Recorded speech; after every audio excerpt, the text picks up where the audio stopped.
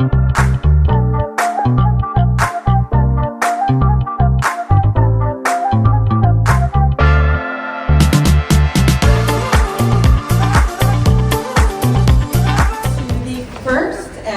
Pelicans and Poetry Night.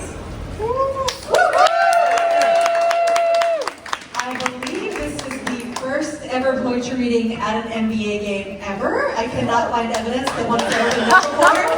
Breaking new ground! ground! History tonight.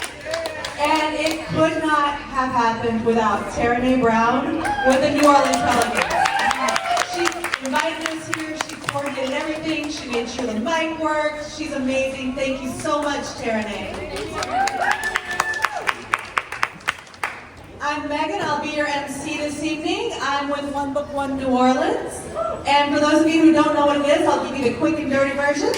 We pick one book every year. We encourage everyone in the city to read the same book at the same time, with the idea that we will grow stronger as a city through a shared reading experience.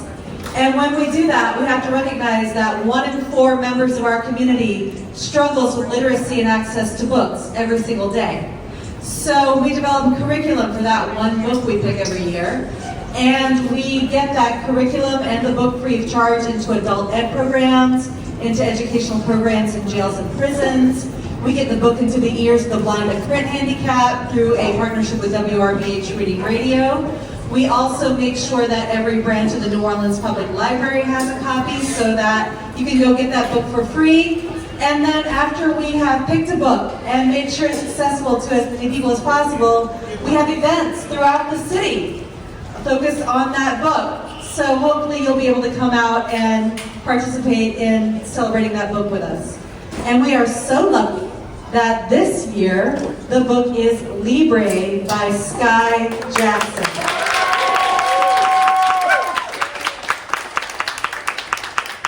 And because of that, Skye, we're going to let you kick things off.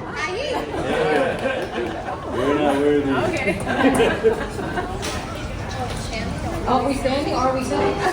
I definitely can't sit while reading, so you do it. Okay. I don't want to stand in front of you. Okay. Hey, y'all. Hey. Hi. I'm so happy to be here with y'all. This is so amazing. Truly an honor and just blessed to be surrounded by my fellow poets and friends. So I'm going to read you guys some poems tonight. I'm actually not going to read any poems from Libre this evening. Wow. I'm going to read some new stuff. New stuff? Who's up?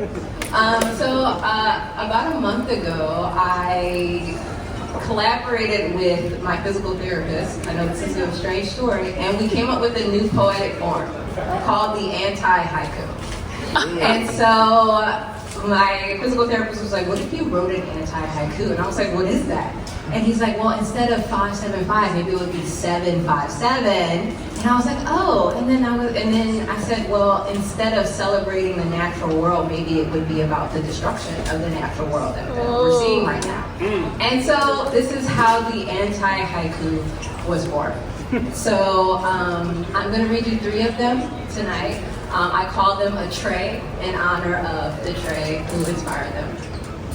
The first one is called AI. A fury of consumption, its endless hunger, too insatiable, a pit. 2, water. The data center drinks deep, slow water for us while we thirst for more and more. 3, tech oligarch sits plotting in his bunker, sketching out details of human obsolescence. And those are my 3 anti-haiku.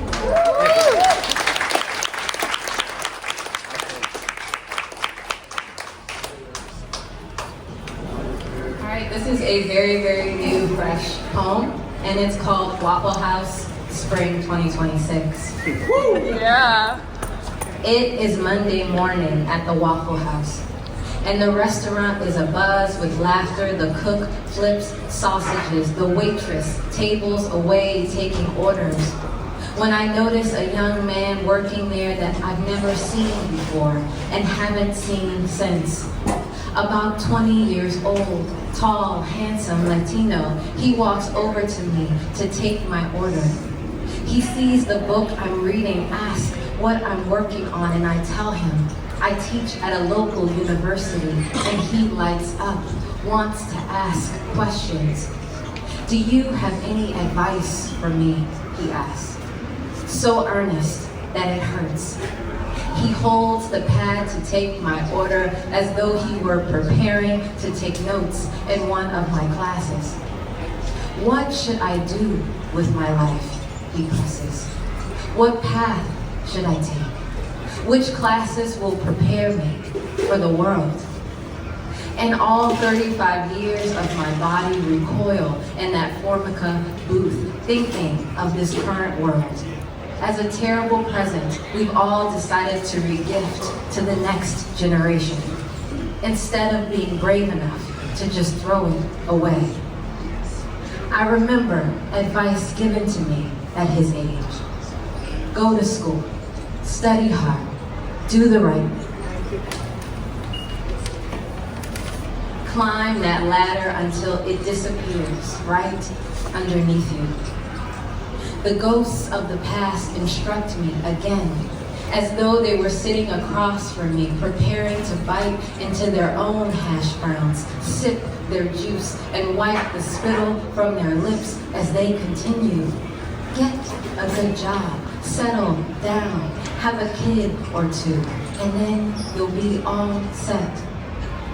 I stare at the young man and his pen raised to write, and I say, I won't tell you what they told me.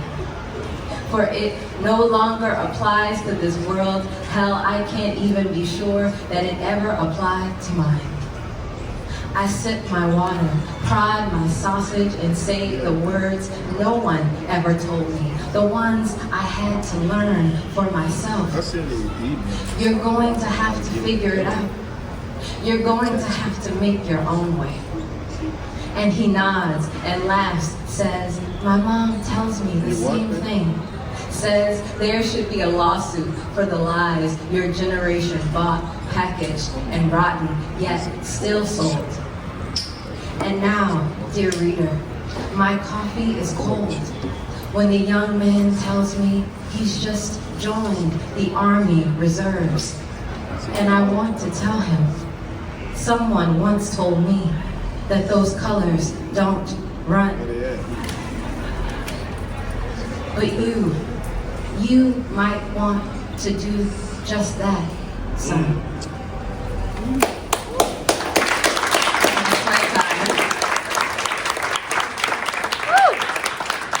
Thank you so much, Skye, for kicking us off. All right, so One Book, One New Orleans could not be what it is without so many dedicated, loyal volunteers. And we are so excited because this next poet has spent countless hours behind a tripod, volunteering his time to make sure that our YouTube channel has content and that that content is accessible to everyone for free. So we are so excited to bring him out from behind the camera tonight and into the spotlight, Sean Munro. Thank you. 5 poems, 6 minutes, 49 and a half seconds. Munro for mayor. I am proud to formally announce my candidacy for mayor of New Orleans. Campaign slogan, Munro for mayor. I ain't doing shit, but I ain't stealing shit. Please cast your vote at the nearest property tax exempt petrochemical facility, our most sacred of civic spaces.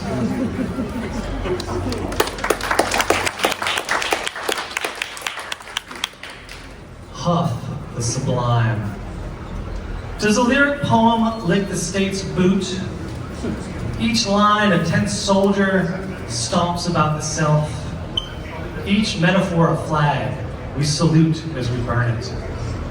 Is it radical to want tenure, a title, or a tote bag? Is it radical to vape in the faculty office? Poetry as posture, as posture, as posture, as grant proposal, and still we huff it. The faint musk of transcendence, and name it breath.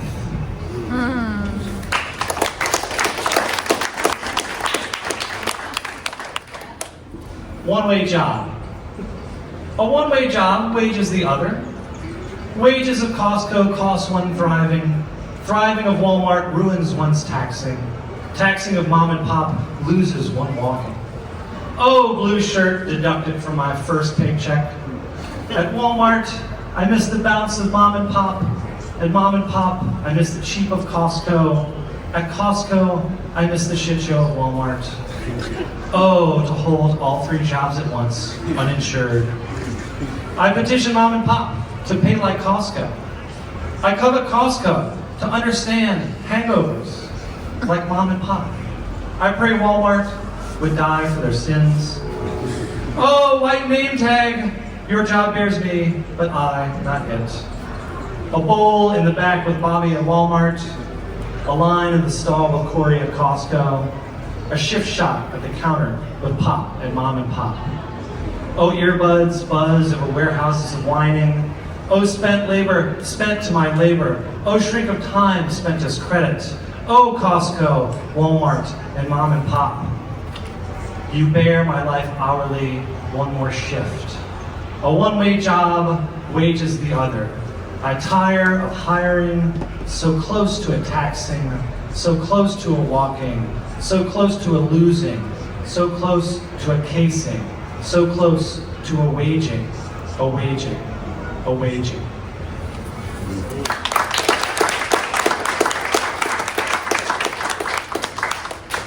Can of worms. I work the line at the cannery, 900 wriggling pink commas per tray. I miscount by one, so I'm on labels now. Slap and wrap. 900 Amaros a month. One pair of socks, Mondays. Fresh elastic for the week standing. On the label, a knife eats the air alive. I'm keen on this. Post-capitalist topia. It's still capitalist, but we're beyond late, through the exit, into the gift shop, and the gift is, I have a job. The cans land in protein aisles. Someone buys a can, opens the tab, and the worms splat onto the plate. This is sustainable. I am also sustainable. I have sustained this line for 6 years. My parents sustained me. Their parents sustained them. The worms and I have an understanding. We are both sustainable, but the label gives the worm a face, a knife, and an enemy to point it toward.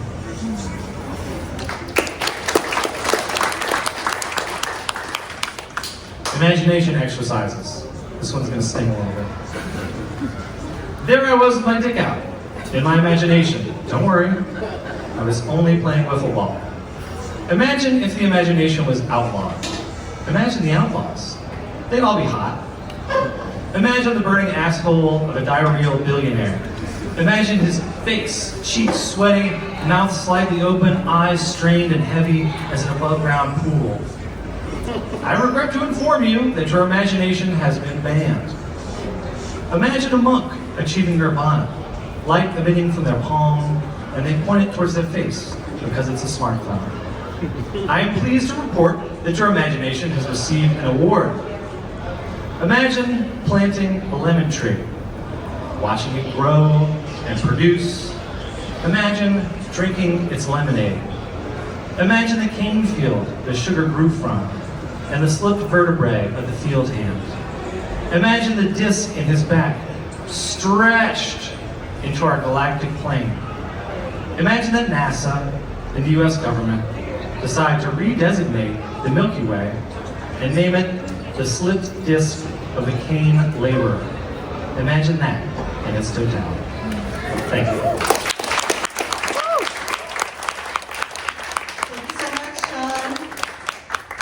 As with Sean, I met this next poet as a One Book, One New Orleans volunteer.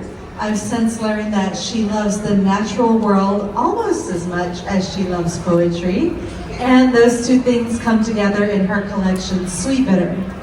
In addition to being an amazing writer and a carer about the natural world, Stacey also curates Po' Boys and Poets for our annual festival, Words and Music. Give it up for Stacey Balkun, y'all.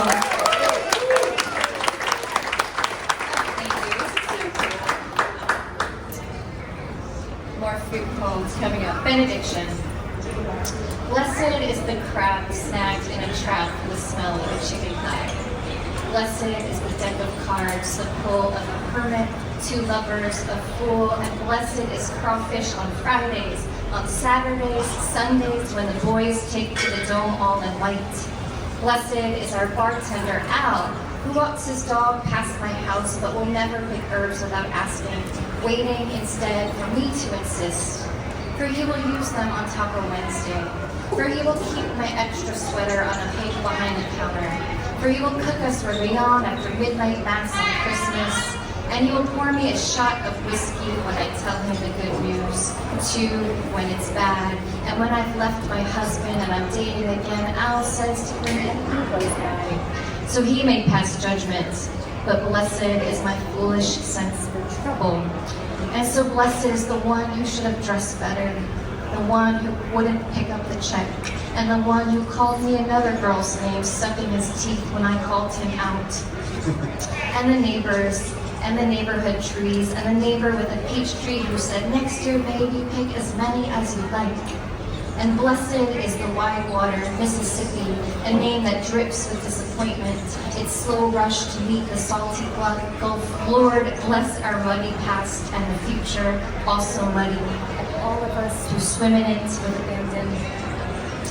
Lord, keep our toes from touching the murky bottom, and bless the creatures who wander there, adorned with small claws that still pinch and rebel, and how we peel back their tails, licking our own fingers burned pink, and awakening, and bless the fruitless blood orange stretching across my backyard, and the hermit crabs that house themselves in trash, and the rest of us who have lost, who have outgrown. Bless the search for some new love to crawl into and call home. Woo! Is this working okay? Is it cutting out? Or are you gotta really eat it? Praise song for Bayou St. John. Shout out when we Sisseloy. I praise the jasmine, mulberries, and magnolias just on the cusp of opening up, porcelain teacups that have never held a downpour or the promise of a lyre. I praise the alligator grass, its tangled nest must feel so safe. I praise the full moon that guides me home after dark, and I praise the sunset wine that Susan pours into my empty coffee mug, the occasional pelican parting the air. I praise the pints of chicken livers left empty on the fishing dock, and the catfish I know wriggle deep below my solo reflection. I praise my legs that pedal so quick on this flat path. I praise this bayou, every bayou, the falling darkness, my future self who doesn't shrink back, afraid of every black truck passing by.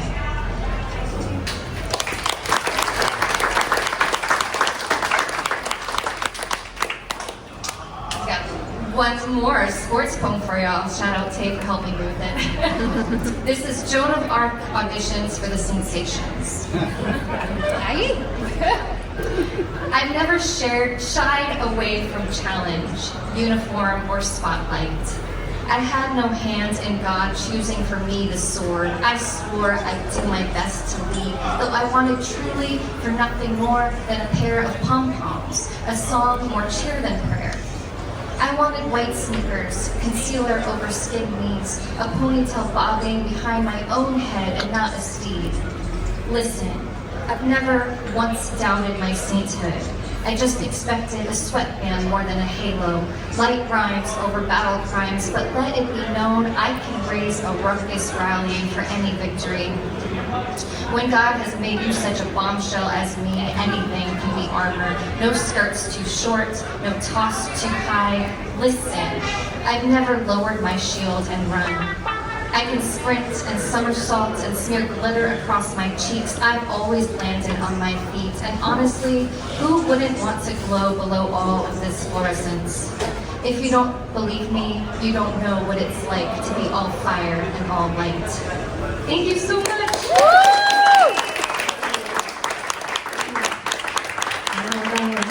Thank you, Stacey. So I mentioned that Stacey curates poets and po' boys. The very first Poets and Po' Boys featured our next poet, Christopher Lewis Romaguera. And in the process of hosting Words and Music all these years, he's appeared multiple times, most recently on the subject of translation, which then evolved into his book Charas, which was just released in September 25, yes. So y'all pick up that translation. In addition to being a translator, he is an incredible poet and a basketball fan. So, Pels, if you're looking for a 10-game contract, look no further than a Cuban baller. I think we're gonna try All it. right, we're gonna try it with no mic. Ball don't lie in Havana, but the courts are always empty. Rusty rims, bent, broken, gone, like the players, nowhere to be found. Ball don't lie, but no one lies here in the shade, after games, after drills, after talking about first loves, next dreams. The courts back home were my temple. One game, one ball, my childhood. But these courts have no life. Empty temples, silence, relics of a long gone time. The only life left is the open space on the hot days where the mirages can form, where all the shots, dreams, ballers, people should be. Thank you.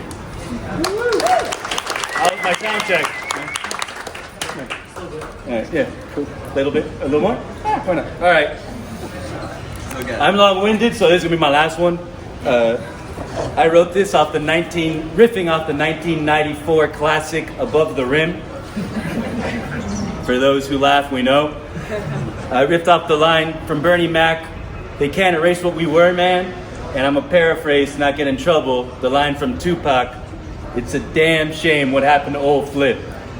Because this is my last one, I want to thank Megan, One Book, One New Orleans, the New Orleans Pelicans, and my future 10-day contract. And all the people who I used to ball with back home, those in this poem and those who aren't. Love y'all. They can't erase what we were, man. Basketball being the early morning rooster of the hood, the heartbeat of the block. It's the first thing your pops gets good at in this country. It's the first thing he passes on to you. He may not have access to his foster family papers, but everyone can see his high school ball records. They can't erase what we were, man. So you get good. Thousands of half hooks a day, a step, then 1,000 more. You can cross between your legs without breaking rhythm. You can hit every angle on the backboard. You can play in the dead of night. Still, you can pivot, cross, step back, nothing but net. The swish is the sweetest sound you know. They can't erase what you were, man. The best defenders shadow you, which is why having your peoples around is good. Can't surprise them. Beating them, your shadows, is how you get good. And you get to the point where you can feel that magic feeling. When the moment the ball leaves your finger, you know it's going in. Not hubris, knowledge.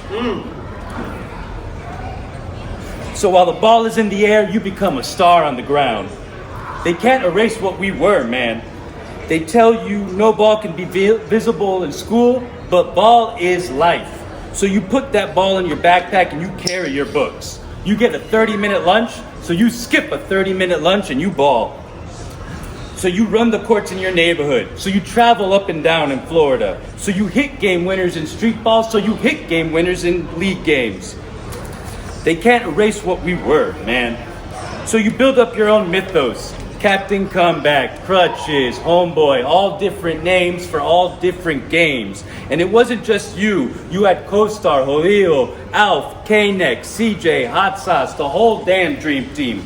We expect to hear our names in these arenas because we were good. If not at ball, at least at dreaming. Because at least one of us was going to be good enough. We dream of playing in the NBA, of joking with Chuck and Kenny about how we all got good because we were playing wrong-handed a little high after practice. Because rising tides raise all ships, and what good are boat tricks without your people?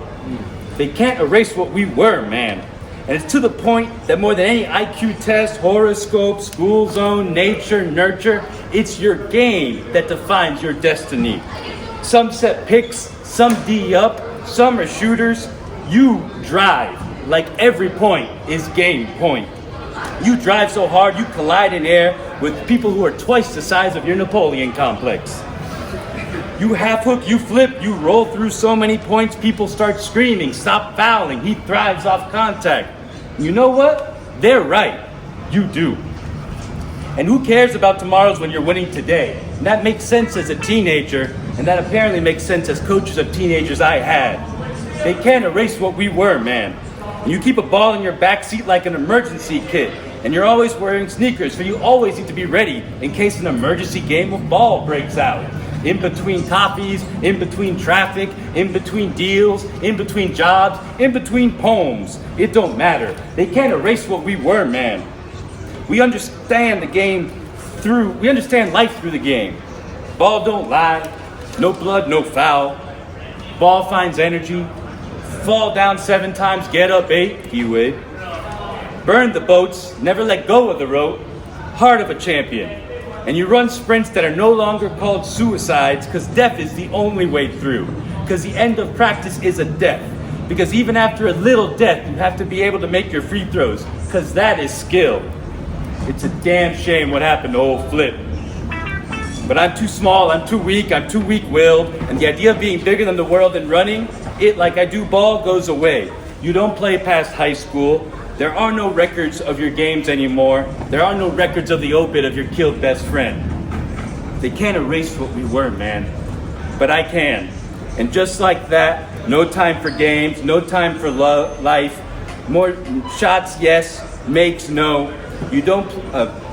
trophies replaced with atrophied muscles. Suicides no longer just runs back and forth. They can't erase what we were, man. Any more than I could erase my own limp. Any more than I could erase how my jaw clacks after taking a shoulder into it. Any more than I could erase the questions the fire department had for me and K-Neck after he ripped his fingernail off in a game, and they said we must be up to something nefarious because that doesn't happen when we play ball. Any more than I could erase what my love sees me playing against my ghost after she sees me shooting for the first time. They can't erase what we were, man. So my limp is gonna be a strut. So my jaw clack is a bar trick I tell to laugh loudly while silently remembering every play that happened after I came back in and we won that game. They can't erase how I told those firefighters, I guess we just ball harder, bruh. Yeah. They can't erase the fact that I see what my love sees when I'm playing against my ghosts all by myself. And so I don't know how many more times I'll ball again with Kostar or Julio or Alf or any of the dream team. But they can't erase that we'll always have the politically incorrect pick with me and Kostar. That me and Julio ran the courts with the lefty pick and roll. That Alf will always make that one bucket so he gets spared the satirical basketball name. That I won every game with Hot Sauce his last day on earth. So it's a damn shame what happened to old Flip, but that's only for the people on the sidelines. So I still keep the ball in the car. I still keep shooting in the dark. I'm trying to separate from my shadows, knowing that even when I can't tell us apart, there's someone calling next somewhere. And even when the stars are just here, they're always still shining bright in someone else's sky. Thank you. So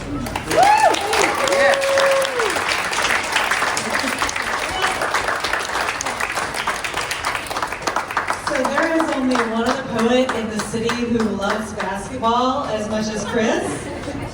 And that is Kelly Harris-DeBerry. In addition to a basketball fan, she's the author of Freedom Knows My Name. She is the curator of many, many words and music events. Most frequently our late night lit event, and she's coming back this year with something really incredible. Get ready. When Kelly puts her name behind you, you know it's going to be special, and we thank her for coming out tonight. So without further ado, mother of Naomi, wife of Jarvis, poet Kelly Harris-DeBerry.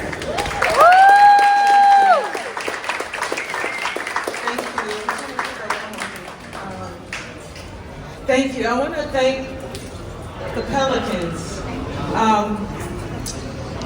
Poets don't get many chances like this to be outside of coffee shops and regular things, but to put us in place with sports, where sports has so many poetic moments, is a real treat. And so I just want to thank you and the entire Pelicans organization all of y'all, everybody that's serving, everybody that's sweeping, everybody. I want to thank you on behalf of not just us, I'm going to take that liberty, but for all the poets. And I hope this isn't the last time. I hope that 100 other poets and more come after us. Thank you, Megan. You know how I feel. Thank you to all of you. I'm going to do this poem for the people of New Orleans and for Gil McGregor, who was a former color analysis for the team back in the day. And he used to drop all these soulful references when he would call the games, and he would throw a Frankie Beverly line in there and other stuff. And so there was the action on the floor, but it was also his voice and his just charisma in calling a game. We are the city of rebounds and rebirths, fast breaks and footworks, easy like a layup, starters of the world. When we say team, we mean crew, high school, marching bands, who's cooking the red beans on Mondays, a scoop to the mouth, a scoop to the rim. We roll good times on our fingers and the river. A do what you wanna kind of city, and even when we ain't the starting lineup, we a close second. You can hear it now, trombones high as alley-oops, tubas in the paint. We love balls and beads, new name Pelicans, old name Hornets, the original jazz, always that brass. Crown us, king us, queen, we are the city and center of the world. We throw beignet dust up high. We call haters out and strangers baby. We wear 504 like a jersey. Gather in this huddle. We shoot and swish. Our love don't miss. We, the people, a bridge of lights, a culture undefeated. Don't you love the sound of a city that's always winning?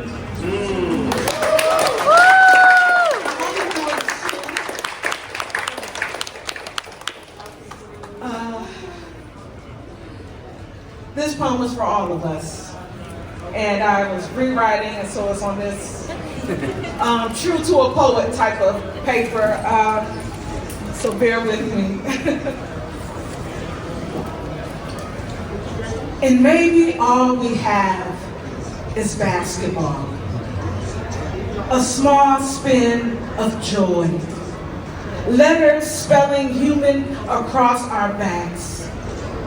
What shall we do with these hands but guard tomorrow and remember the awe of being alive and lifted on our father's shoulders, our mothers coaching us up from straight knees. We've rebounded so many times. Haven't we all been a team of dreamers in fields of play? Backyard ballers trying to fly like a bird or Jordan, traveling on air close to the sun, the trophy of earth. I know there is light in our eyes, a desperate prayer in our silence. Tell me,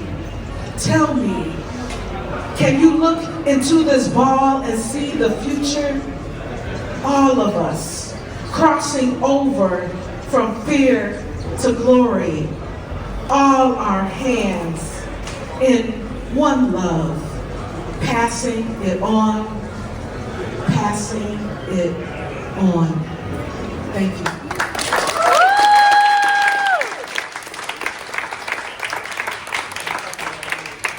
So I shortened the intros I had planned to do in the interest of time.